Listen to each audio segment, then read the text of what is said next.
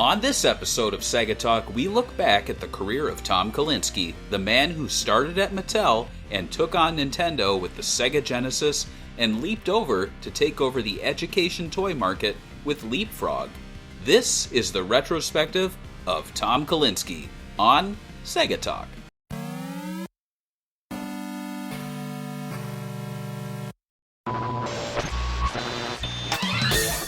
SEGA Bits presents SEGA Talk, a podcast talking all things SEGA! With your hosts, George and Barry. Look, it's a giant talking egg. I'm not talking to you. I'm talking to the master here. So what?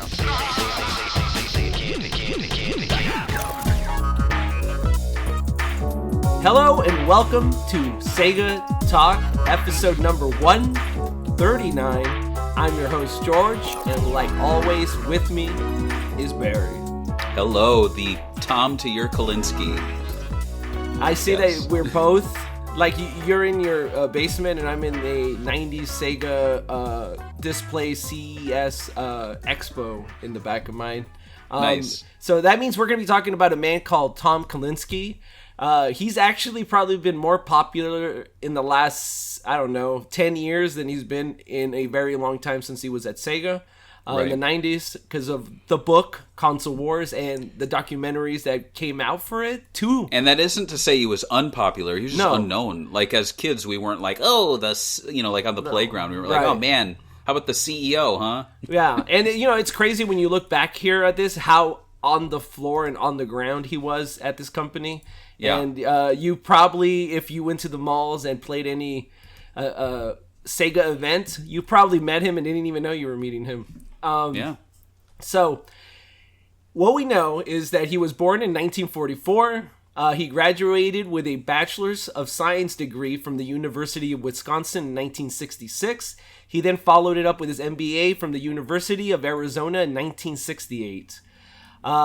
We do know he's a veteran. He served in the U.S. Army, and he went to Harvard Business School of Strategic Management program in 76 when he was in Mattel. So I'm assuming there was some sort of like, we'll pay for your college thing going.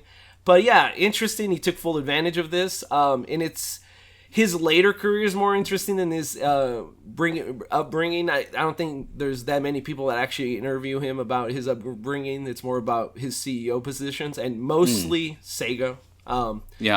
So we are on Patreon. You can support us at a variety of tiers, but I know a lot of people want to get into this episode, so I'm just going to say that Nicholas Schaefer is at the Picker tier, and he picked this, and this is actually our first episode covering a person. We've done ones covering theme parks, hardware, accessories, but this is our first person episode. So there's only a handful of people that I would consider, and Tom's definitely one of them. The other ones would probably be Yu Suzuki and Yuji Naka, which I feel like are on the horizon. But I do want to give Nicholas his Patreon perk, which is reading his memory of Tom Kalinske, or I guess his thoughts, because I don't know if he has memories of him unless they're like best friends hanging out. Back in college? Yeah, exactly. So Nicholas said, in my humble opinion, Tom Kalinske is directly responsible for making Sega a household name. If not for him, the Genesis would have gone the way of the PC Engine and been a repeat of Master System. Yes, Japan was making great games, but Nintendo was king. Nobody wanted to take a gamble on unknown brands, but Tom brought one of the most successful marketing campaigns ever, from Sega does what Nintendo don't, to opening up places to play and buy a Genesis next to stores that wouldn't carry it, to putting Sonic and Mario side by side in the malls by helping Sega take 40% market share. He pushed Nintendo to compete and not become a flash in the pan like Atari, had Sega not helped to expand the market share of the industry beyond Nintendo. Companies like Sony and Microsoft may have never gotten into games. He did what others said couldn't be done, and he forever changed gaming. And hey, Nicholas, who's hosting this Sega Talk? You or us? It's over. He just did over. Everything. Yeah. I was going to say, we don't have obviously memories of him, but we did grow up in the Sega Genesis generation. We were very young, obviously, so it wasn't like, yes, I remember in high school, me and my no, it's nothing like that. But we do remember having the Genesis around and its popularity. So what are your thoughts on his achievement at Sega of America? Well, I mean, like you, my thoughts on Tom really came out from the Console Wars book, which is actually celebrating its, believe it or not, 10th anniversary. Wow. This month, I think, this or next month, because we did a super epic 3-part interview. You can check those out. Swing and Report Show, episodes 60, 61, and 62 with Al Nilsson, the writer of Console Wars, Blake J. Harris, and then Tom Kalinske himself rounded that out. And I actually have my copy of the book here. And you said we don't have memories of Tom, but we really do. Like 10 years ago is long enough that we can look back on our memories of talking to Tom Kalinske. And he even signed it, so that's super cool. He signed a copy of the book. Nice. But yeah, I we don't need to get too into it, but I remember doing that interview and I was so nervous because it was like, this isn't a game developer. This is like a guy who was the president and CEO of Sega. Like, he was the closest you can get to talking to, like, there's only a handful of people like him. And especially English speakers. There are very few. One of them, Bernie Stoller, passed away, right? So now it's like Tom Kalinske, who else? Peter Moore, and he's still popular. I think he's still working like in some sort of football club last time I heard. Yeah, and no offense to the current guy, but we're talking like console era. There aren't that many more console era presidents and CEOs alive. David Rosen's Michael Katz, alive. maybe the one before him, but I don't know if he even like does any interviews. I don't think he even gets a spotlight from what I've read or heard online. So right. So, but let's dive into it. I'm really looking forward to talking about Tom's career. So the first part is Life Before Sega, the Mattel years. An army can't stop He-Man and Battle Cat. You win this time, He-Man. So this episode will start off with us talking about his fun facts at Mattel. So he worked there for 17 years, ending with being CEO of Mattel. That's a good career, I would say. I think you're the head honcho of your company. That's pretty good. Mattel, at the time, I just want to let you guys know how big they were at this time. They owned Ringley Bros. And Barnum and Bailey Circus, Western Publishing, Turco Tubular Steel Manufacturing Company, Audio Magnetics, Optigain, Organ, Monogram Models, and Intellivision. His tenure would be from 1972 to 1987. And he had some achievements that would later be used as blueprints for CEO of Sega of America. He was also the only CEO for Mattel from 85 through 87. So he had basically 2 real years to do what he did. Wow. So he was in charge of brand revival, which was part of reviving brands like Barbie and Hot Wheels. So identity core values, which is something that I think has always been part of Mattel. They have a foundation that would later go on to start a Sega Foundation that is part of the console workbook. Yeah. And he also analyzed and understood trends in the market, especially in the toy market, which is a very flash-in-the-pan market. I think toys like Hot Wheels and Barbie that continue selling for generations are actually really rare in the toy market. I mean, can you think of any other toy that has outlasted that long? No, I mean, maybe Mr. Potato Head. That's pretty old, but... And I'm trying to think of other ones, like the Star Wars started in 70 and they still get figures. Maybe that. Yeah, that's tied into a bigger brand, right? Yeah. So, yeah. Here's a picture of Tom Kalinske. Picture number 2. It's a news article. Can you see it, Barry? It says, "New Mattel doll will be X-rated toy." Have you seen this before? No, I haven't. An X-rated toy. Right. So during Tom being there, he's actually in the picture. This is probably the youngest he's ever had a picture of him. I think this is in 1976. This is this picture in the Press Telegram. So Mattel had a doll that was a living doll, right? That would pee and supposedly burp.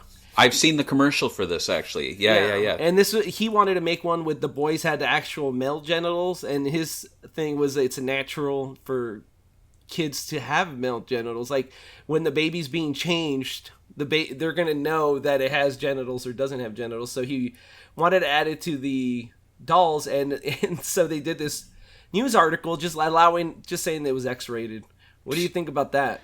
That's ridiculous, because think of how many people have babies, like statistically. Right. All of them have seen the baby's, genitals, and then 50% of the time it's a boy. So, yeah, I mean, I don't even have like boys, but I've seen enough little boy genitals because of proximity to other parents and just cousins. It's not a big. It's like, to me, it's like pretty innocent, and I think people putting this whole like X-rated. It's kind of disgusting in itself. I think they're expecting like a big dong hanging off the doll. Yeah, no. Which, I don't think if you look at this doll, it's like 3 little bumps. It's like little tiny penis. X-rated. And little balls. Yeah, X-rated. Super X-rated, yeah. So that, I always thought that was funny. That is funny. Okay, so I will say, while a lot of people credit Tom Kalinske for reviving Barbie and Hot Wheels brand, mostly everything was already kind of laid out for him when he came in, especially marketing-wise. For example, he's been giving... People say that he created the career Barbies, which is not true. They were there before him, and they actually never really took off until he left. In the 90s, had the most career Barbie dolls of all time. I actually did a little bit of research. Another example is the ethnic Barbie, which did appear in 1980, but obviously it continued with him. And I didn't even know they had those kind of Barbies, like ethnic Barbies and stuff. I did not know that was a thing. Or even career Barbies until I watched the movie. Yeah. So I was like, oh, what is this? But right here we have a site that lists the 10 iconic Barbies, so we could check that out real quick. Yeah, let's do it. I didn't know we were doing Barbie talk. This is fun. I know. So we got Fashion Jeans Barbie. I hope my favorite Barbie's on this list. What? Okay. Tropical Barbie. Is that yours? Okay. Not bad. Sick. That one's sick. Astronaut Barbie. I mean, I think not this is my favorite, but it's up there. That's pretty sick. Okay. Crystal. It's like Space Channel 5, isn't it? Kind of, yeah. Crystal Barbie, which is kind of, I don't like it. Why? It's just too Disney princess for me. Happy Holidays Barbie. I actually do remember seeing this doll before because I have cousins when I was growing up that collected Barbies. Yeah. Western Barbie. All right. Day to Night Barbie. That's my favorite. Look at her outfit. This better have my favorite on the list, otherwise this list is crap. Peaches and Cream Barbie. Nope. The dress is pretty sick. It is the Great Shape Barbie. Nope. Which one's your favorite Barbie? So my favorite one is Barbie Dream and the Glow. Rockers? It's Dream Glow Barbie. She has a glow-in-the-dark dress, and Dream Glow Ken is sick. It's Ken with like a tuxedo with glow-in-the-dark stars all over it. And I have Dream Glow Ken. I don't have Barbie, but when I was a little kid, I had Dream Glow Ken, and he was like the most dapper guy. Isn't that in the 90s though? I think that's what they're showing. I think it's 85. Let me see if I could find it. Because I was a little boy, and you had Barbies when you were a kid. My mom had she had her own Barbies, and then she bought a Dream Glow Ken. Dude, they're expensive. They're pretty sick though because like look how she glows. Okay, she looks. Do you see Dream Glow Ken? Yeah, I do see it. I have it right here. He has like a kind of looks like a Mad TV little tuxedo with the bow tie. And that's the Ken they used for Toy Story 4. Well, or Toy Story 3. It says right here it's 85, and they want $400 for it on eBay. In box. So yeah, those are some of the Barbies that they released in the 80s. You showed this one in 85. Very beautiful. The next, we're going to talk about some Hot Wheels. Were you a Hot Wheels guy growing up? I had one of those like carry cases that look like a parking garage, and once I filled it, I was like done. I'm like, I'm good. But it's a mix of like Hot Wheels knockoffs and Matchbox. I actually looked through the case like a few years ago and found a Dukes of Hazzard General Lee, with the Confederate flag, and this was peak like tear down the statues time. Oh. So I'm like, I put that on eBay. I made like $50. Perfect. Yeah, because it was like band, Confederate Right. flag car. And I feel like if you really want to make money off of stuff, collect like MAGA stuff and stuff. Those guys are go crazy for that. Like, I there's think so that's who much- bought it. Yeah, so I will say about Hot Wheels, my memories with them mostly is that my uncle collected Hot Wheels, so every Christmas we would get Hot Wheels and like car stuff. And I was more into video games. I wasn't really into that car stuff, so I would be like, okay, cool. It's better than underwear, right? You got like your tier gifts, right? Did you have the orange track that you would piece together? No, I never had tracks. I just I had, had the. I just had a few of the toys. I was really into. I didn't have a lot of them, but I was really into Micro Machines. Oh, I really? had a Micro Machines gas station that was super cool. No, I've never never got into Micro Machines, or actually, I was never really that into toys outside of like TMNT toys because they were monsters. And I You know, was like, Sonic had a Hot Wheel toy. It was the motorcycle one where he like ejects. oh yeah. Yeah. So let's talk about some of the Hot Wheel toys that came out during Tom Kalinski's reign. Yeah. They will launch the Ultra Hot Wheels line in 1985. This was they basically sold this as it was faster, the way it was manufactured made the actual wheels faster. So the commercial would be like, "Oh, super fast." Then they launched Real Riders, which had wheels that were kind of rubbery, so they felt like real rubber wheels on your Hot Wheels. And he also launched another. This is the '80s Firebird. I think this is because they introduced the blue card blister pack during this time that became iconic with the Hot Wheels, which is that blue background with the Hot Wheels logo on the front. Yeah, yeah. Very iconic. And they also did these crack up vehicles. I don't know if you've seen these before, but you could crash them and then repair them. You ever have one of these before or seen them before? I have one of those. I actually own the one on the top. I Oh, have really? that. Where do you get that? I didn't know you collected Hot Wheels. Or I think I have one or... No, I have the green one. Because I remember you lift the hood and you turn it and then you snap the hood down. And then when you tap the front... that's so cool. So it flips, right? I didn't know how it worked. It flips, yeah. Okay. When you bump the front of it, it triggers the hood to lift, and then it really quickly flips around. And it's fun because I would use it when friends would come over, and we would play, and I'm like, oh, let's make them crash. And like I'd have them do it, and I'm like, oh my god, you broke my toy. Nice. I know. I've And never. they'd be like, what? That's sick. I didn't know that. I never had one of these. So, this next one is the '84 Corvette. This nice. actually started a big thing with hit under his reign. So basically, the story happened was that way back in '83, Chevrolet started to produce C4 Corvettes, but the company ran into manufacturing issues. So people had been waiting to see the new Corvette, the '84. Yeah, yeah. And so they had manufacturing issues. So instead of just delaying the new model, they decided they would just re-release the prior year's model and just call it '84 and then release it early. The problem is that the people at Hot Wheels already saw what the '84 Corvette was going to look like, and they already started making these toys. So they released it, and everyone's like, "Oh, this was what our Corvette was supposed to look like, and we didn't get it."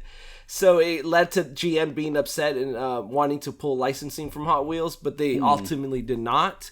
But this happened under Tom Kalinski's reign, something that he should have probably regrets happening. But it's pretty interesting that some miscommunication could happen. I'm assuming what happened is that they licensed the toy. They already knew they were going to release it on a certain day. Right. They didn't know what was happening at the company.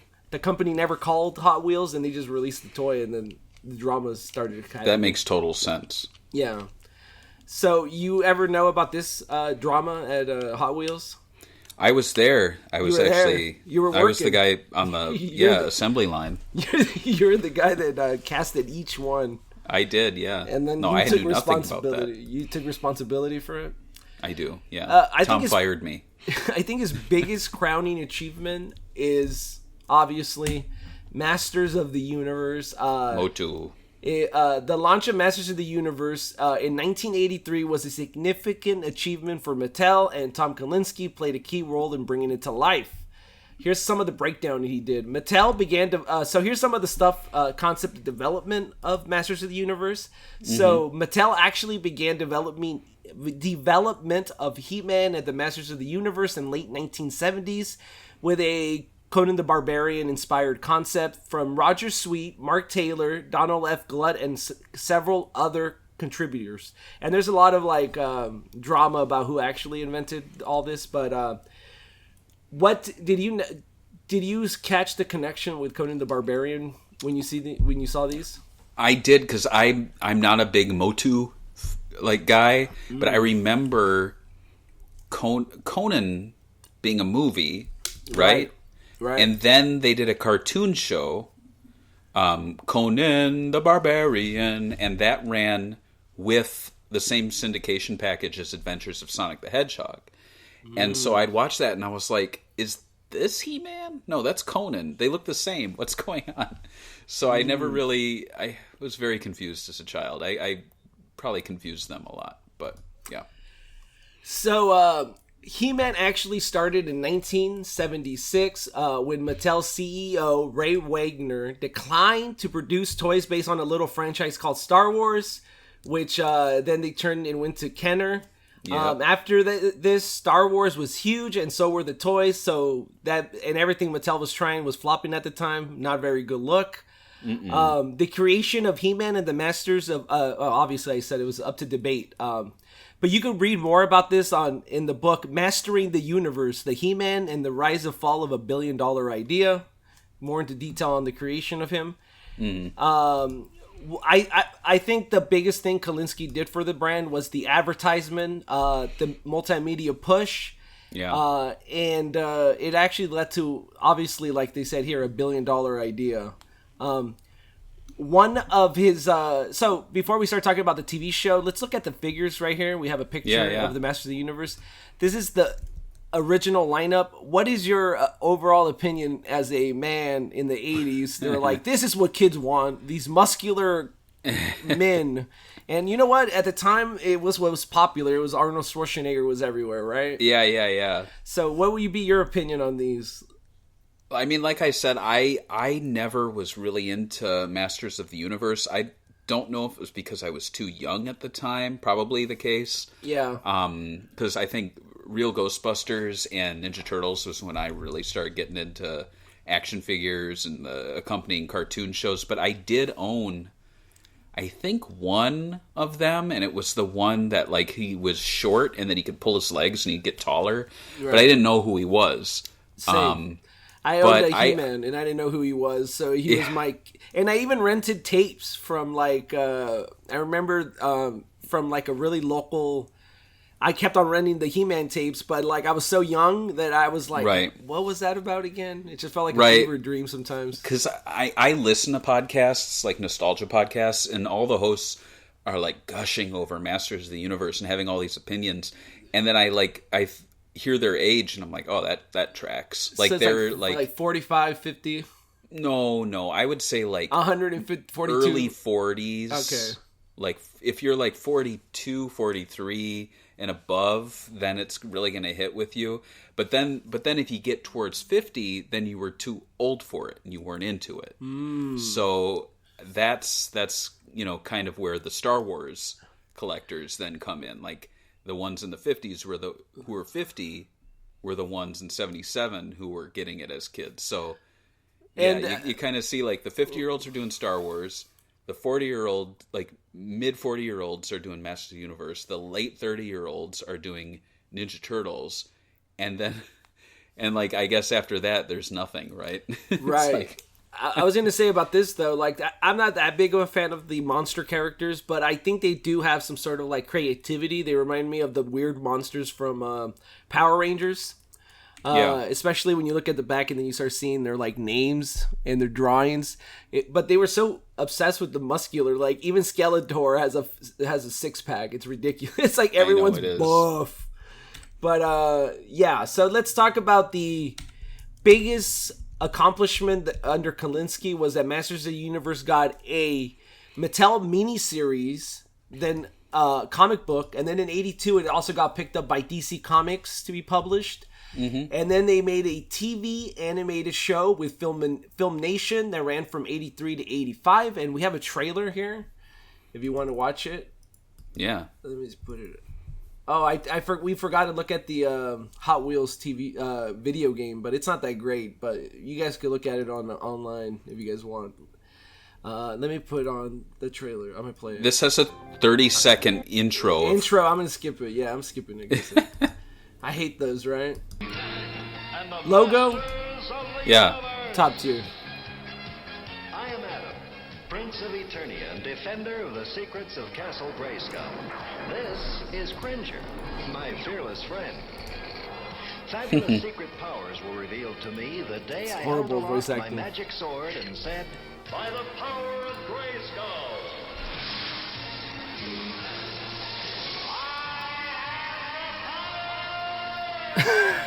That's sick. is this what you needed right here? So he makes regular animals into monsters. I became He-Man. Did you know the Battle Cat was actually a repaint from like an earlier toy line they did that didn't work? This secret. No. So he has a lion just because they had a lion toy from the past from a past Mattel line. Evil forces of Skeletor. Wow, I didn't know that. Huh. Yeah. If you watch the Toys That Made Us He-Man episode on Netflix. Oh yeah, I actually did see that. Yeah, they cover that. What is your thoughts on the He-Man TV show? Do you ever rent a tape or remember watching it at any time? I've watched occasional episodes. Yeah, I remember it. I just wasn't like obsessively watching it. It's one of those shows I watched a handful of episodes. You know, I never got super into it. And I don't know how much it was in syndication after that. I mean, maybe it was, but I just don't remember in the 90s seeing it on TV anymore. Right. I don't think it was in syndication that long. I mean, it was just made to sell toys. I don't think it was... Right. I don't... It was so popular, though, that it actually got a 1987 Masters of the Universe the motion picture. Yeah, and it was happened to be Tom's last year at Mattel, and it starred Dolph Lundgren as He-Man. Yeah. Who else could play him besides Arnold, obviously, right? Well, yeah, I guess second best to Arnold, right? Right. Let's check it out. I'm going to see if I could skip any intro. Oh, it's pretty long, but we can watch it. There is a planet I'll play it. ruled by a I love the being sets of on here, utter by the evil. way. Like, I think it's like cheap looking, and the special effects are cheap. But I like it. There's And something there is only cool one about man who dares challenge him. how it looks. But it's very Star Warsy, doesn't it? Locked in a Yeah, battle to the yeah, it death. is. A battle that It's like you're watching, across the heavens. like they really wanted to make a Star Wars or something. I want them hunted down and brought to me. Across the face I like how Skeletor's like clearly a guy in makeup. of Earth. I don't know that. You don't know that. Yeah, no. But I'm actually impressed by some of the special effects for... I bet you how cheap this movie was. This is like the Sonic movie, pretty much, right? Have you actually seen this movie? It looks pretty cheesy. I'm sure I've seen parts of it. I've never sat down to watch the whole thing. Like, this is ridiculous. This reminds me of, like, Escape from L.A., the surf scene. When That's he was- pretty cool. From a distant galaxy. You know, it's a great movie. Dolph Lundgren Is Surf as Nazis He-Man. Must Die. That's a Frank great Oh, yeah. movie. As Skeletor. Yeah. Only they have Some of the powers trauma to films are actually good films. It's weird sometimes. This looks like a be trauma masters film. of the universe. It actually does. It reminds me of, like, Swamp Thing. Adventure. Or, what is it? Toxic Adventure. There you go. Yeah, yeah. Like, I kind of like that look sometimes, you know? The cheap look like that. But that one, like, the sword fighting just didn't make any sense. Like, the way he was fighting just looked so stiff and stuff. It's like, if you're... I don't know, just a little more smooth on the choreographing and some of the acting and stuff. It could It have is been kind pretty of good. strange to me how they went with Masters of the Universe, but everyone calls it He-Man. Yeah, that's how I knew it as a kid, that he was called He-Man. Like, he was the iconic one. And it's interesting. Right. So, it's interesting because they kind of like, when I was looking at the research, they did a new Masters of the Universe in the 90s, kind of like they did the real Ghostbusters and stuff. But they also gave, like, what's her name? I forgot the princess's name. She had her own TV show. She-Ra and the Princesses of Power. Yeah. Right. And then they brought it back again for Netflix, which I do remember there was some, like, drama about it being women. I've never seen it. But they were like, oh, these women complain about men. And I'm like, isn't that kind of like a stereotype where men complain about women in comedy shows? Like, everyone loves Raymond. So, like, what's the big deal? Yeah. Oh, my wife! I can't go out golfing. Yeah. So I don't know. I do know that there's a lot of TV shows of it. Way too many TV shows that they rebooted. So very popular. This one, this original one, saw 65 episodes, which obviously sold a lot of toys. Mm-hmm. And that gave Kalinske his reputation as a marketing whiz in the industry. People were like, "This guy knows what's up." So here's some bad things that happened while he worked at Mattel. And you could tell me if some of these are his fault or it just happens with the business. In 1974, this is before his, while he was there, but not as CEO, an investigation found Mattel guilty of issuing false and misleading financial reports, which led to the banishing of Elliot and Ruth Handler from the company that they had founded. A new management team under Arthur S. Spear, a Mattel vice president, replaced the Handlers in 75, and by 77, the company had returned to profitability. In 1980, Mattel was running a slew of other businesses, like we talked about. And then, obviously, the Intellivision video game console, which was a big deal because they just happened to be there during the video game crash with Intellivision, which lost them $394 million in 1983, putting them on the edge of bankruptcy. Yeah. Mattel might have gone under if the New York venture capitalist firm E.M. Warburg and some other... Pincus and Company. Pincus and Company. They basically gave him $231 million in 84 to save the company from the video game debacle. But they still fell behind Hasbro in 85. So I guess, do you think seeing all this adversity that Tom Kalinske had towards him in Mattel, where they were losing money, you think they were better off in 87 when he left with Masters of the Universe and the Barbie line into the 90s? I feel like he left them in a good place. I think so too, because like you said, there's a bunch of people that do podcasts and they gush over Masters of the Universe, and there's a reason they do that. There's some nostalgia there that he tapped into and connected with these people, right? Right, and I think a lot of people, and I'm sure we'll get into it, but I feel like a lot of people misconstrue, like when people say, oh, Tom Kalinske, people might incorrectly say he created something or something, but end of the day, he was a leader and a key decision maker. So even if he didn't create a character or create a franchise, he was the one to sign off on a lot of things and shape it so that it was marketable. And in the case of like Sonic, as we're going to talk about, like he may have not created Sonic, but without his input, it would not have looked like or been packaged the way we wanted it. That we remember it. Just like how, the person who made the recipe for Honey Nut Cheerios didn't develop the logo and the bee and the box color and the commercials, like, and you might not say, oh, the guy who made the Honey Nut Cheerios commercials invented Honey Nut Cheerios, but you got to admit that they did a lot to shape that brand. Yeah, I agree. And I was going to say, what's your overall thoughts on his time at Mattel? It's impressive. I mean, he's got a lot of Barbie, Hot Wheels, and He-Man under his belt. And even if he did not create any of those, some existed before his time there. He did a lot to keep them relevant, keep them popular, reinvent them, and put key people in charge. Right.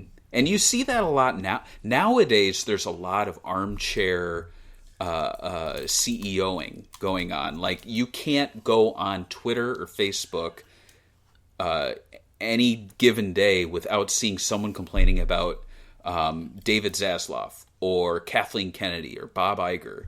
And it's not something we did as kids. We didn't know who these people were. We didn't talk about them. And honestly, I hate to do this, but like, we had a better childhood for it. Right.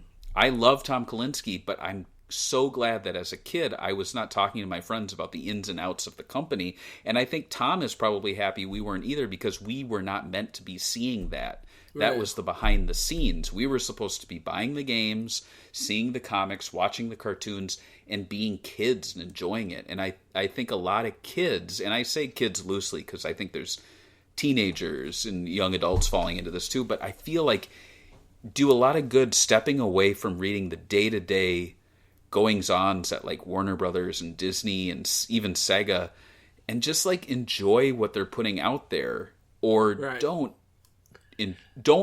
like, if you don't like it, don't watch it or don't play it. But like, I feel like there's a lot of people now who make it their like identity or their way of consuming media by way of like, talking about how much they hate Kathleen Kennedy or bitching about how much they didn't like a new Ghostbusters movie. And it's like, get the fuck over it. Like, get a life. I don't know. The problem is Twitter sucks. That's the problem. Or It X is. or whatever. So Yeah. I just ignore those people. Whatever. I enjoy what you like. Don't enjoy what you don't like. I think his time in Mattel was obviously a big success. Obviously, his first time as CEO is pretty Right. good to leave saying, I launched a brand, and this brand just made $1 billion. No big deal. We have a movie and a TV show. I mean, how many Right. CEOs say that, right? So let's get into the next part of our starting a new Genesis at SEGA. Yeah. And it costs a lot less. Wait, kid, that game I'll there. take Sonic Good and pun. Genesis. Thank you. So, talking about Tom Kalinske's role in Time and Fight Against Super Nintendo has now become really over talked about. And it's obviously for a big reason. It's very legendary time. And the first person to actually, I guess, put the big spotlight on it recently was Console Wars by Blake J. Harris, which we also interviewed on a Sega Talk, as you said in the beginning of the episode. Mm-hmm. And he also got a documentary that premiered in CBS All Access. And there's also Netflix's High Score that had an episode based on the Console War era, which is kind of weird because they came out during the same time, the documentary and the episode. Yeah. And they both have, I think, Tom Kalinske, so it's actually kind of funny. But you guys should check out that episode if you guys want to see us talk to Tom Kalinske in person. This will be talking about his career at SEGA, so let's get into that. So one of his biggest successes from 1990 to 1996 at SEGA was basically bringing back Sega's brand. Sega was struggling against Nintendo, especially in the early 90s. Kalinske's aggressive marketing strategies, including a lower price point for the Sega Genesis console, catchy ad campaign like Sega Scream, and focus on older demographics, helped Sega get market share. Jeff Goodby. I don't know. Okay, so here's the in pick 13. There's this. Here's the marketing team at Sega. They're playing the Sega Genesis, and it's funny how business, like professional, they look for such a extreme kind of counterculture ad. Yeah. So we got Jeff Goodby in the left center. We got Rich Silverstein in the right center. This is who made the Welcome to the Next Level ad campaign, and obviously ended them all with the Sega Scream. So what's your opinion on Sega's rebranding? I think we talked about how it's basically considered probably the greatest video game ad campaign of all time. Yeah, I mean, it was that rebrand is what brought me on board. I was not into the Sega Genesis when it was being marketed as the NFL football machine or the Michael Jackson machine. Right. You was. You weren't into Michael Jackson? I mean, he was into me, I'm sure, but Well, no, yeah, not anymore, but he's dead. I guess not. He's not into anything. Yeah. But yeah, I mean, in the ground. I think Tom's decisions later on, packaging Sonic with the Genesis was the reason I got the Sega Genesis, and I told him that on our podcast, and that's Right. actually the reason why he sent me a signed book. He's like, oh, thank you. Yeah, but yeah, it was I think a much needed like pivot, because but before Tom's time, and maybe Al Nilsson doesn't want to hear this, but like the Genesis was just not as desirable. Right. It was there, and you can see that if you own a lot of Sega Genesis games and you go through the old boxes and it has the pack-in posters and stuff and like lookbooks, they're not as exciting. And then once you get to Sonic, it starts to get really exciting. You're like, oh, Aladdin, Jurassic Park, Lion King, Sonic 3, like that really grabs you. But like before that, it's like, Space Harrier 2. Okay, golf, football. Yeah, I like how they did advertise all that stuff with each other. And I mean, that was under the Genesis does what Nintendo don't. So I'm not trying to like crap on like 89 to 90 Genesis, but I think the pivot later on really helped. Welcome to the Next Level was like my campaign, So also he had sales and impact on sales. Game developed Western studios like STI, Sega Technical Institute, were critical in Sega's rise in the 16-bit era. Titles like Sonic the Hedgehog 2, Echo the Dolphin became massive hits, while appealing to Western audiences and contributing significantly to Sega's market share. This also included ground support, having mall tours comparing Genesis to the SNES. I didn't put it here, but they also were really into reaching out to fans. Like they had the newsletter, the Sega Vision, that became the Sega Vision magazine that was given away for free. So they just wanted to give you some pro Sega propaganda anytime, anywhere. What do you think about? I know Al Nielsen, when we talked about it, he talked about the mall tour. Do you think that at the time would have been an effective strategy? And do you think kids there knew who they were talking to, like the head of advertising, while he was showing them Sonic the Hedgehog? I don't think they knew who they were talking to. I typically will now ask people who they are, because I remember when we were at some of those Sonic events in previous years. I'd be playing a game and I'd always ask the person, I'm like, so do you work for Sega? Do you work for Sanzaru Games? Like, who are you? Because you never know who's standing next to you, and it's helpful to ask, because it might be, I developed this game, Right. But the mall tour is a really smart idea, because malls were like the thing at the time. Not like they are now, unfortunately. But do you really want to go? I actually went to the mall not that long ago, and I was like surprised at how much like jewelry stores they have. It's like, why so many jewelry? It depends on the mall. There's some pretty sweet malls near me, but then there's also some really cruddy ones. So he also started and I think this is a big positive, the Sega Foundation. Tom wanted Sega to be more than a video game company, and also wanted them to give out money. So he started the Sega Foundation to help childhood education, which is something that he believes very strongly in his whole life and still works at right now, is educating children through video games.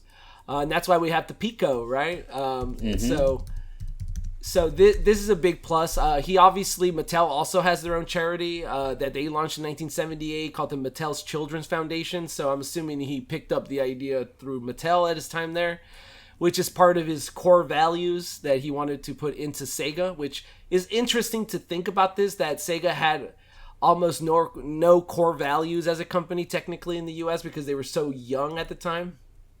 Right? Right. And then here's the website for the site, which I feel like it's kind of cute, but it's also kind of like, I like the little sketchy Sonic drawing. But yeah, it's very small little blurb of what they do. That's cute. This only lasted through after he left, I think it lasted a couple of years, and then they discontinued it. I don't know if that's a good thing or a bad thing. I think Sega should have rode the good PR off this, but creative freedom and focuses. Kalinske fostered a creative environment for Western developers. This allowed them to tailor games to Western tastes, which differed from Japanese arcade style, but that Sega was traditionally known for. But I feel like they actually brought Japanese developers to show how to make Sega style games. And here we have an image of Mark Kearney, who is now a head at Sony and launched the PS4. young man here with Sonic 2 team working together, having a little bit of lunch. Market share estimates is the next one. So while exact figures are elusive, some sources estimate Sega's U.S. market share reached around 40 to 50% during the Genesis peak. Nintendo likely dipped below 50% in this period. So that's a big deal. They also had uncensored video games. I thought I had oh yeah, here he is. Uncensored video games. Mortal Kombat is the one that comes to mind, where Sega's was bloody and the Nintendo's was censored. But was this really that big of a deal for you, or was it just something that you would repeat? Like, it's only a few pixels of blood. Is it really that big of a deal? Is it really going to change you? I'd always use it as bragging rights. I'd be like, yeah, well, I heard that Nintendo cuts out a lot of stuff because it's a baby console, but Sega, you know, it's for older kids and adults, so they keep in the violence because they know we're mature. Yeah. You know? Yeah, I think, and the headlines where it's like, Nintendo wants to censor games or whatever, it's like, okay, yeah. Mm-hmm. So let's talk about his biggest failures, according to the internet. Not our side of the internet, right? No. So, so in order to compete on price, Kalinske obviously heavily discounted the Sega Genesis and made deals with big box retailers. This strategy did boost sales initially, but it also led to high return rates and pressure from retailers for even deeper discounts, which squeezed Sega's profits in the long run. According to Sega Japan president Sorichiro Arimajiri, I can't even say his last name, it's so weird. Retailers forced Sega of America to keep stock in hand in case they sold out. So Sega of America had to have 500,000 units sitting on hand at all times. Wow. They also had the ability to return stock, which came trickling back, making Sega lose profit in the next 3 years. So here we have a picture of... So as you can see, he says specifically in 93, they sold the most Genesis.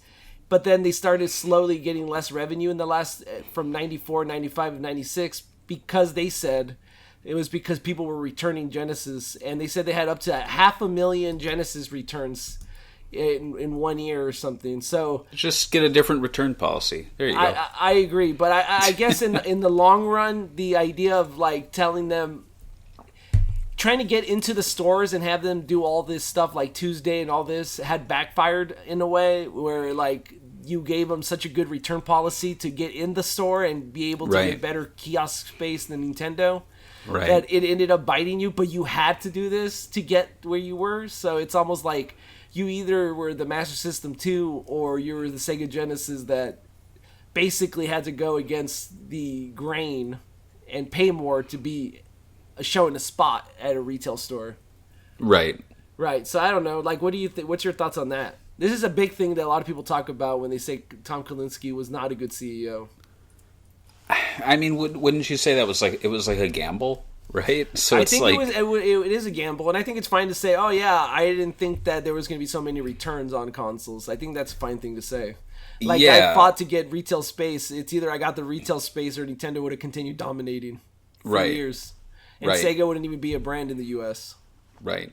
Yeah, so that's what I'd say, but people have different opinions. Another thing they talk about a lot, and I think this is out of his hands, but some of it, but the Sega Saturn launch, the successor to the Genesis, was a powerful console, but its launch was somewhat botched.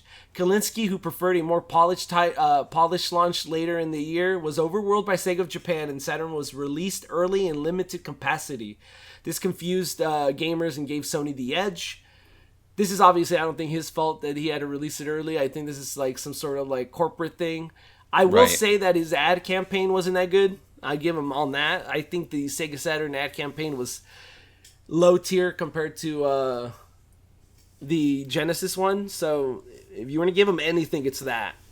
I will also give him the next one, the 32X flop. I don't think there should have been a 32X. I think while even some people like it, you can still hear us talk more about the 32X on Sega Talk number 117 for our thoughts on that, because there's a lot of haters on the 32X, and you're seeing one right now on this podcast. Hi, everyone. It's me, George. Mine's right there. I like my 32X, so I just feel like they kind of set back they set back Sega in a bad way. But anyway, the next one that people talk... Oh, we also did one on the Sega channel, which is another failure that people say they bring up to him, about him. But I feel like it was a pretty cool, innovative idea to do a Netflix rental service through a cable provider. So while it did lose money and it was probably not the best time to do it, I thought it was an interesting idea to develop the partnerships and the groundwork for the future, maybe, like continue doing this. Like, they would be up in front of like something like Xbox Game Pass if they had it all set up at the time, right, in the 90s. That would have been crazy. Also, the missed opportunity. People bring up the idea of the whole Nintendo 64 chip. You remember that story he brought up? I do. I feel like that's dumb. I don't think you put it on him. It's not like he makes the video games here. He's just telling them, this is something you guys should look into, and they said no, so... investing in more bad products, they say. So under Tom, we had a lot of new technology that did not pay out. He invested in Sega VR, the Activator, Sega Multimedia Studio, and then Sega Midwest. You know them, right? And also the Sega Pico. I actually think that the Pico is fine. Obviously, Sega didn't go into the educational route, but I think that it was fine for what it was. I don't think it was supposed to like compete with the Genesis. So I think people are hating on it. But, I'm a big Pico supporter. My Pico's out there. So, and I do not fault Tom at all. I actually really appreciate that he pushed new tech. And of course, Sega, the VR headset never released. But, you know, we had stuff like the Activator. Sega Midwest, I actually want to do an episode on them. They only made 1 or 2 games, and they were actually located around here where I am. Here in Illinois. But the Pico, and we're going to talk more about his career soon in relation to the Pico, but the Pico was like an insane success in Japan. In fact, the Pico's successor, the Bina, was had games releasing for it as recent as I think 10 years ago. Right. I don't think this is a failure. I will say, though, this is not a Pico episode. I thought you were going to do one. That's why I didn't really talk about the Pico. I want to. We will. So here's a funny picture. Here's Tom Kalinske talking with George Lucas about education for the Pico. That's insane. I guess he had like a charity fund for kids. He does. He does. Yeah. I actually did like something for it. Like there was some connection. I was working somewhere and they were like, oh, we're putting an ad in a thing for George Lucas's group or whatever. And I was like, oh my God. So I made this like ad that was going to go in like a magazine for them or like a newsletter. And I snuck a little like TIE fighter in there. Just a little one? Like it was so small because I was like, I don't want to get fired, but I'm going to put it, it's going to be like 5 pixels. Yeah. So it's there. I was going to say, I think it's funny that he is talking to Tom Kalinske, who was the CEO of Mattel, who launched Masters of the Universe, which was made because they refused to do Star Wars toys. It all comes back in education. I wonder if they even talked about that, like the idea of the Mattel not doing it. But anyway, the next thing that people give him a lot of grief about is SEGA Sports. So, while the brand had some success and purpose during the Dreamcast, Sega invested in sports titles early on with big celebrities and big celebrity games. While these relationships helped short-term, it wasn't long-term success, especially on Sega Saturn, where Sega of America under Tom went all in on sports and was being outsold by huge margins by Acclaim and EA. And I think that was the issue here. It's like the idea of having a sports title is fine if you don't have EA to make sports and you don't have any actual EA competition. And at this point, Acclaim actually did have a lot of sports titles in the 90s. So I would say that is kind of it kind of sucks. You coming in third place in the sports title while you invest a lot of money into it sucks. Right. But it's also the Saturn not selling, and they're exclusive to Saturn.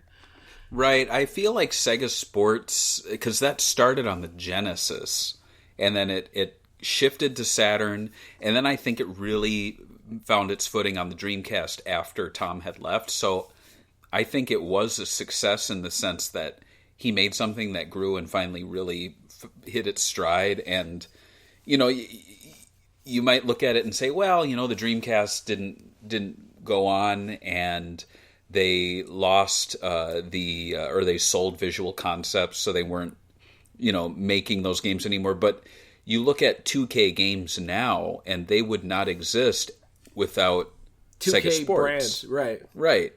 Yeah. So it's like, you know, it's all connected. And here's a picture of was it David Rosen, the founder of Sega? And Joe Montana and Honda, I think that's his name. The guy, I forgot what he did at Sega. Maybe like a chief financial officer. He's in a lot of the pictures with all the top heads. Here they are having a beer. Joe Montana. Who's that in the middle? Is that Tom? That's Joe Montana, the football player, the quarterback. I'm just kidding. I mean, come on. He played for a little team called the 49ers, I think. And the Chiefs. I'm just trying to be nice because I remember when we interviewed Tom, he said, "Who would you want me to play me in the movie?" And I said, "I don't know." I said, "How about you pick like Tom Cruise?" Obviously, no, for the action I scenes. said, man, what's his name? He's got gray hair and he has a tequila line now. What are you talking about, Barry? Oh, you said I think you said Brad Pitt. No, George Clooney. George Clooney. And he got offended, so now I'm trying to up him and be like, "Oh, is that him in the picture?" Oh, and I have a picture that I tweeted him, but he doesn't really tweet. He's not terminally on Twitter like me, so right. Sadly, I haven't got a reply. But I'll show you the picture after the episode so we can see if it's really him. So let's talk about his departure from Sega. So according to Tom, he decided to leave Sega after most of his decisions were being taken slowly away and his voice wasn't being heard over the Japanese branch. He said he later found out after he left that Tom and Sega of America was used as an example by President Hayao Nakayama to berate Japanese workers, saying, "Why are you as successful as Tom?" which garnered some hatred from the Japanese staff. He also said that he physically assaulted these people in the interview, which a lot of anti-Tom fans are like, "How dare you?" Because Nakayama is actually a big name in Sega fandom. They consider him like a hero of the CEO. I can see Nakayama as being a pretty bad dude to work for. I heard a lot of people say that he's very stern, so I wouldn't, I don't know about physically, maybe throwing things, maybe doing a little animated, but that should not be work. And vilifying the Americans to make his workers try to be better, but in turn, honestly, yeah, Sega Japan at the time, they had a lot of animosity towards the other, the European and American divisions, and there was not a lot of friendliness or hand-holding, or I shouldn't say hand-holding, but hands across America sort of thing going on. Yeah. The story continues. According to Sega president Saichiro, which we talked about before, he talked about the video game unsold stock for Toys R Us. He had an interesting story of himself working for Honda, retiring. So he has his own interesting story. He actually worked at Honda, and then he had a heart failure, retired, then got back into health, and he came back and worked at GM. And then Sega approached him and said, "Can you guys work for us?" And then he became the first Sega president worldwide. Tom Kalinske, so he gave Tom Kalinske 1 year to restructure Sega of America to downsize so he could create more profit, since according to him, the returned Sega Genesis stock, coupled with all the other bad decisions, caused Sega to bleed money. After a year, Tom Kalinske didn't progress in restructuring and was told to step down. That's according to him. And he said this in the 2022 interview. Regardless, he still left Sega of America in July 15th, 1996, along with David Rosen, which is the founder of Sega, and Nakayama. He actually stayed as the board, co-chairman of the board. He was still at Sega, but he just stepped in out of his position the same day. So Sega had 3 big people leave the company, and David and Rosen also was there during the Dreamcast as a consultant or something. He was getting paid. Crazy. And I think he retired officially when the Dreamcast was out. So he stayed during the whole hardware. I mean, he's 90 something, dude. Yeah, he's still alive as of recording this, insane. and it just blows my mind that this guy you see in these grainy black and white pictures, like held a Dreamcast controller and probably saw the Sonic 2 movie. Yeah, You know? he's probably going to watch the third one, and we're over here like, I don't know, man. I think we're going to be like all dead, and he's still going to be chilling watching Sonic stuff. The way everything's going. Yeah. So, what is your opinion on the negativity of Tom in like this infighting between Sega and them? And do you think that he was asked to step down, or did he leave in his own accord? It's really hard to say. Like, asking him to step down, sure, you could ask him to step down, but in the end of the day, it's his decision if he steps down or they fire him. Right. So I guess if somebody asks you to step down, you technically did leave in your own accord, right? Because they gave you the Right. So I option. don't really know what. Yeah, it's kind of like, in a year, turn this around. Otherwise, blah blah blah. And in that year, you're like, God, working here is starting to really suck. Well, I'm gonna leave anyway. You know. Right. But yeah, I think any of the negatives towards Sega at the time really were just like doing too much.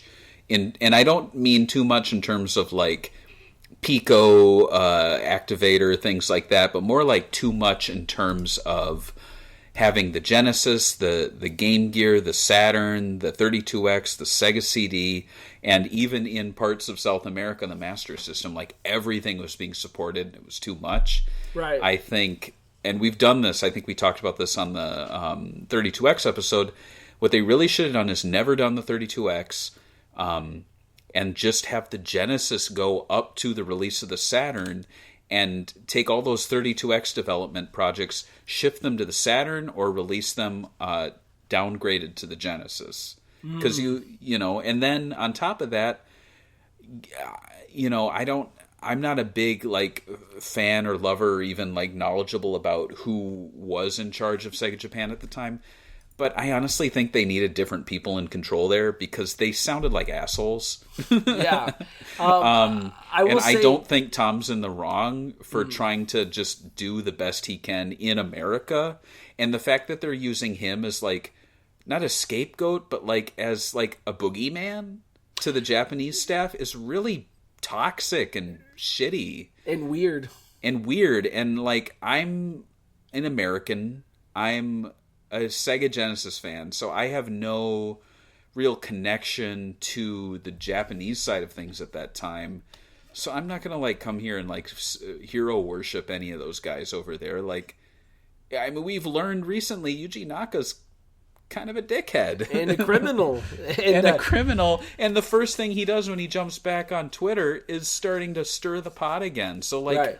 It just seems like Sega Japan at that time was full of a lot of really angry, aggressive people, and the only person who was really, in my opinion, was Phoenix Rai, blanking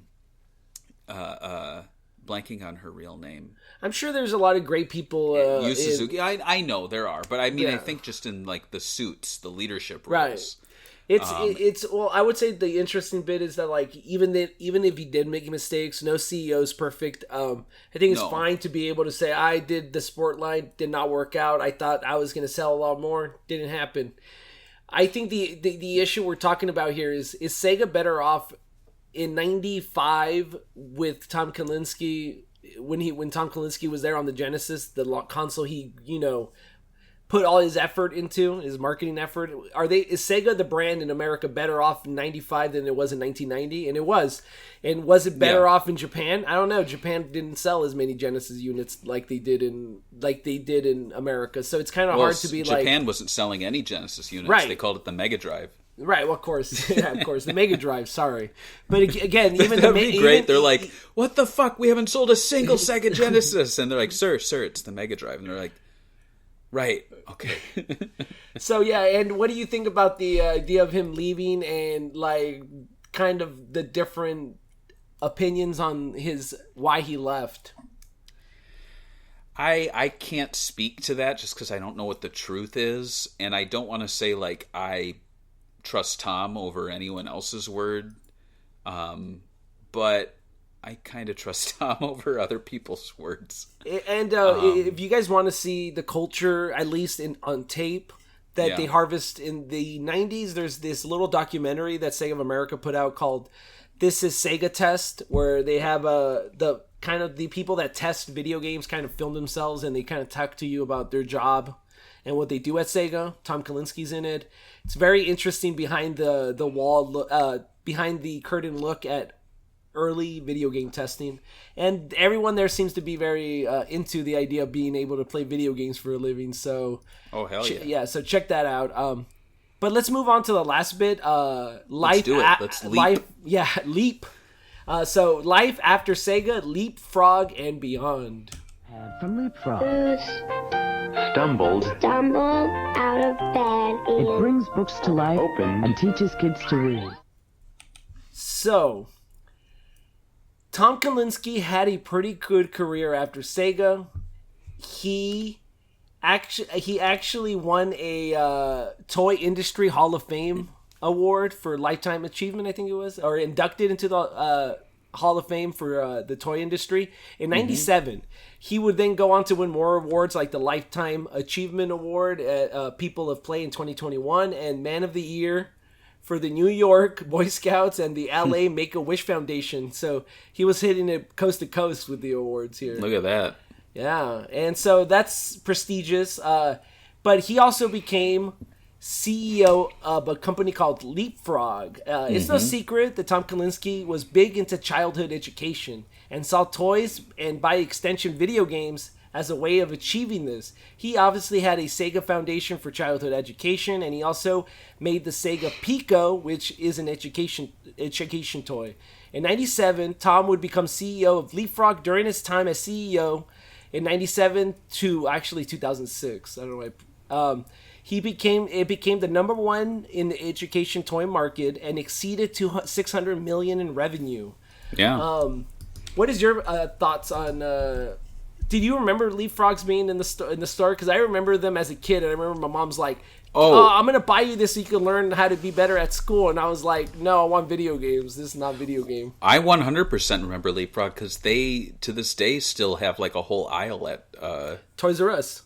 Well, no, Toys R Us are gone, but like at gone. Target, Right, there's sorry. still an educational games aisle, and if not for Tom Kalinske, we would probably not have a whole aisle dedicated to, educational games. I don't know currently if Target, I should go poke around next time I'm at Target and Walmart, but I know they're still available. You can still get them. So I will say, I remember in Toys R Us, they were the biggest pusher of these toys. They were like, they had like, I think 2 aisles sometimes. They had the computers and all this weird stuff that they would make. These little... Yeah. And they were always like super bright. And I think it was kind of like interesting that they stopped at a certain level. Like, I think they should have made teenage versions. Because I feel like teenagers don't know how to read properly, like sometimes. So I think sometimes you should continue the education going forward. But yeah, let's talk more about the founding of Leapfrog. So it's an interesting company. So the mainstream product that they first started off with was called the Phonics Desk, which was in the works by Michael Wood, which is the founder of the company. Since the 80s, he created it to teach his kid how to read. The final prototype wouldn't be created until 94, and then they started manufacturing it in 95. He created Leapfrog Enterprises that same year, along with Robert Lally, and they got $800,000 in seed funding from friends, family, and former clients. The largest retailer to carry phonic desk was Toys R Us in Christmas in 1995. Then other retailers followed. As you can see, the company already had a solid footing before Tom became CEO in early 1997. In early 1997, they already had 6 countries selling the Phonic Desk. So, Wow. Do you know, have you ever seen the toy, the Phonic Desk? There's a picture of it, but... I don't recognize this toy, but I've seen a lot of toys like it. Isn't it like you press 2 of them and then it tells you kind of like the th? Or is it just one? It's like, Oh, is that what it is? I think it's supposed to show you how to like pronounce words when you do That's it. But neat. I've never used one. But interesting. Here's the early version of it in the picture.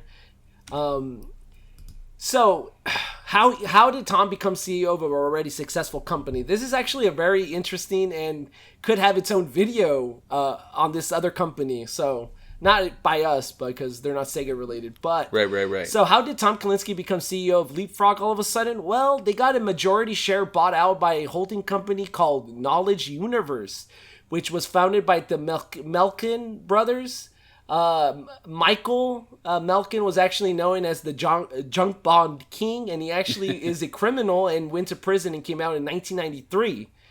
Part of his part of the court order was that you could never do stocks or bonds anymore. So he still had this company that was education. So he decided that he's going to be the number one umbrella of education. If you look at the long history here, there's a link. Very interesting look into the company, Knowledge Universe. Very hard to find info. They've rebranded since the 90s, so they're a totally different company. But part of the chairman of the board included Tom Kalinske. Melkin's plan for the company was obviously to house all education and training companies under one roof. So yeah, the history is kind of shady, so it could be a video in itself. After the takeover, Tom Kalinske did become CEO of Leapfrog, and under him made some big moves that grew their profits, including buying Stylus, technology and those books. We'll talk about them right now. But he bought Explorer Technologies and used their tech to create the Leap Pad, and a learning tablet that sounds. This kind of reminds me of the early Pico in a way. But yeah. It's a book, and then you touch it so you try to read the book, the kid, and if they don't know the word, they hit the stylus on the word, and it tells you the word. So this obviously was a huge leap for Leapfrog, pun intended, and they launched it in 1999, and it became a flagship product. It was also the top-selling toy of 2001 to 2003. In some twist, in early 2022, the co-founder of the company, Michael Wood, would become CEO again. Take the company public, and even establish a relationship with Sega Toys to manufacture the Leap Pad in Japan. And wow. There's a picture here of it. If you click on the next picture, they call it the Coco Pad. And they had some Yu-Gi-Oh tie-ins, I think. I remember hearing about this, and I always wondered, it's kind of Pico-esque. Right. So they were selling the products in Japan. Of course, Kalinske was still there. I'm sure he used his connections with Sega to open up this trade. Wood would retire in February 2004, and Tom Kalinske would take over again as CEO, and then finally be replaced by Jeffrey J. Katz. He took over until 2006, so he worked there for 2 more years in the company. Wow. So what is your thoughts on his, I guess, work in the educational film, and the idea that he was in a board of this company that had like an ex-criminal in it? Like, I guess all businessmen are technically criminals in some sort of way. It's just whoever gets caught, right? Yeah. No, I mean, as impressive as his time at Mattel and Sega was, I feel like he was a smaller story in a much larger... You look at Mattel, you look at Sega, you look at their history. They've been around for decades. He was there and played a crucial part in both of them. But I feel like here with Leapfrog, he was kind of like there at the ground floor. Right. Or maybe not the ground floor, but like he was really there to make them. Right. Yeah, and so he wasn't there for the first toy, but he was there for the all the other big inventions for the company. Like they had one toy. So I feel like he was... Maybe he did even more there just in terms of growth from, They also have a TV show of Leapfrog. Have you seen that for kids? No, I didn't know there was a Leapfrog TV show. There's this Leapfrog TV show. Google it. It's interesting. But yeah, Did you ever see the Simpsons episode where Homer starts playing with Maggie's phonics frog? No. Do you remember that? No, I don't. And it's a frog, and Homer's like typing his name into it, Homer, and the frog goes, "Hello, Homer." And Homer goes, and then throughout the episode, Homer keeps playing with it, and and Homer starts calling himself Homer. No, I haven't seen that. Is that a newer really one? Funny, but no, it's from this time, so it must have been like a riff on phonics, the phonics desk and Leapfrog, phonics frog. But yeah, I was gonna say, I think Leapfrogs, obviously they became the number one toy. I can't think of any other educational toy company that became bigger at the time than them. So I would say him as CEO of Leapfrog obviously bounded them to new heights, especially with the takeover and getting the book, and the stylus was super ahead of its time. There was no DS at the time. So I think, yeah, he impacted, I think, with Leapfrog in a positive way. Like you said, you had some Leapfrog stuff, right? Yeah, I have the as a kid I didn't, but I did buy the Leapfrog, the I forgot which one it is, but it's the one that takes cartridges and it's like a handheld, and it's got Star Wars and Indiana Jones and a Sonic game on it, and I got that actually recently. So let's talk about his time after Leapfrog until now. So Tom Kalinske really got to sit on a lot of boards, including the Toy Manufacturers of America, which he was there for 12 years. Then on the board of Blackboard, yeah, that's right, and between 2005 to 2012. He is currently, according to Wikipedia, which I've noticed is not updated correctly, on the board of Cambian Learning Group, a company that's doing cancer drug development, WCEPS, Wisconsin Center of Educational Product and Services, which makes sense considering his work at Leapfrog. He is also the advisor at UW Business School and Arizona Eller School of Management. His wiki says he's still vice chairman at the Leapfrog, but I actually looked it up and he's not listed there anymore. But it's interesting that he had this whole career. Today, he's a chairman of Mixed Dimensions, which already got a rebranding. It's now called Integral Reality Labs, but they're a 3D printing company that does action figures for companies, mostly Ubisoft, and here you can see their website. I did see that you sent me something, by the way. What did you send me? it's Phonic Frog. I can't play it, but I'll watch it later. But yeah. So this is a nice website. I did notice they don't show any of the products they create, but then if you go down to their Instagram page, hopefully I could get in. They show you all the Ubisoft toys they make. This website's actually really cool because I like how... I do like how it goes down. The little ninja goes in the box. Right. And then he becomes a toy. Right. It's kind of like the process. Gosh. And then he's on the thing. This is a cool website. The graphic designer should get paid good on this one, hopefully. But they won't because that's not how it goes, right? That's so cool. So the only thing they have on their website is the Smart Collectible line that just has a Star Wars toy. So they're still a very young company. I just think it's interesting, but that's what he's been up to. And that's the end of my notes. Anything you would want to add when we're talking about Thomas? I don't even know his middle name. Jay Kalinske. Right? Yeah, Jay Kalinske. Boy, I mean, I feel like we've talked about Tom so much over the past 10 years, but there's, so much to be said about him. I feel like a lot of the stuff we talked about here is not in Console Wars and is not in some of the documentaries I've seen. So, if you want to learn more about him, dip into those, and there's not going to be a lot of overlap. Right. But yeah, it's just, I don't even want to say love him or hate him. I don't know why you'd hate him. He's just, a guy who had a really successful career in 3 different eras that we covered here. Mattel, SEGA, and the Leapfrog, and he did so much more too. We didn't even talk about Flintstone Vitamins, or didn't he work for Matchbox at a time? I looked at his stuff and I never saw that come up. No, maybe there was something about bootleg toys. Remember that story? They accidentally took him to the bootleg Hot Wheels plant in Mexico. Yeah. That's what it was. Yeah. But yeah, it's just he's had such an amazing career, and I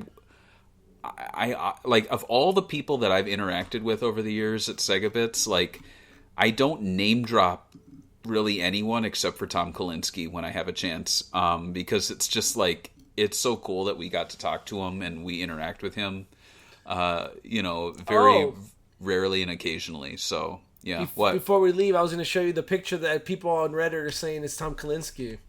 This one here. Do you see it? The black and white, not black and white, but it's this guy with these 2 Japanese guys. Wait, are you sending me a picture? No, on it's our it's chat? in the drive. It's one of the pictures that is not labeled. The last pictures. It's not labeled by a number. Wait, what is that? They're saying that guy in the middle is Tom Kalinske on the internet. That's not. I know, it doesn't look anything like him. So I sent it to him, and they were saying, like, young Tom Kalinske in the Tokyo Shrine Temple. It is a shrine temple. Like, I forgot what it's called. The Tokyo How is Light. That's not him. Some guy said, okay, so I looked it up on Reddit, and then I was like, where did this picture come from? And I saw an earlier picture on Reddit saying, my dad with the Yakuza, but it was cropped all weird, right? And then some other guy posted it and said, Tom Kalinske with two guys, and one of them is supposedly that does shoot-em-ups.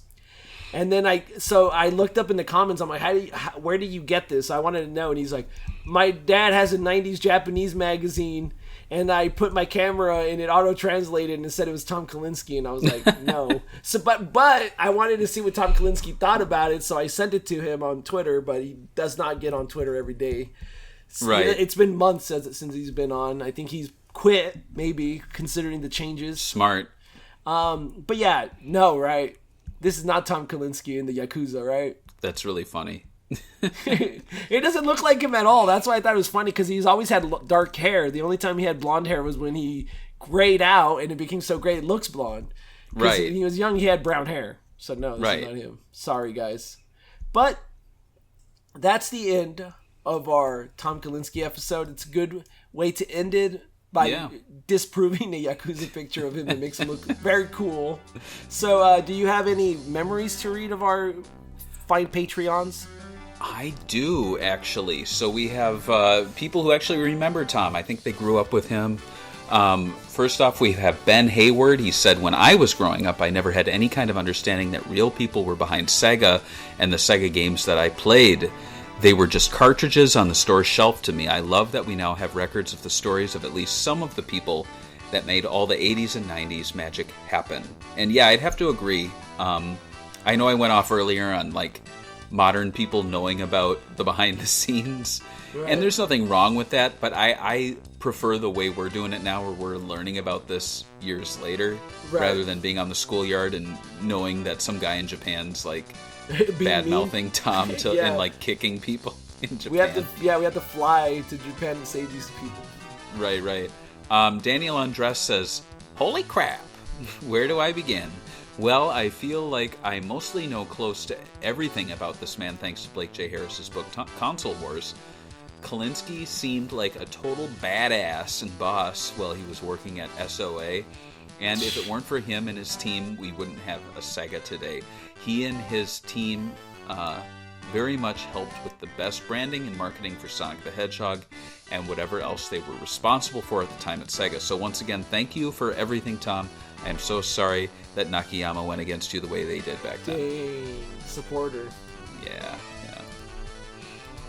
Wow. So that does it for this episode. We will be back in 2 weeks, beginning of May, and I'm going to be talking about the R360. And the reason I'm talking about that is, and it's been confirmed just today, that on Saturday, the Galloping Ghost expansion is opening, and there is a fully operational R360 there alongside a fully operational Deluxe Galaxy Force 2. And they even cleaned up their Thunderblade, which is in the same room. So it's this beautiful SEGA room. And a week later, that Saturday, on the 27th, I'm hosting a SEGA fan meetup, super casual, for a handful of hours in the afternoon. You can head on over to segabits.com. All the details are there. I'll do a rare sticky of the article probably on Friday, so that it's kind of like top of the thing for the next day or two. But yeah, I'm looking forward to spinning around and turning upside down. And I think a few Segabits writers are coming out. So Corey Maru's going to be there, and Dakota. He did tell me on Instagram he was going. Yeah. All right. We'll see you guys next time on See You Upside Down. SEGA Talk. Bye.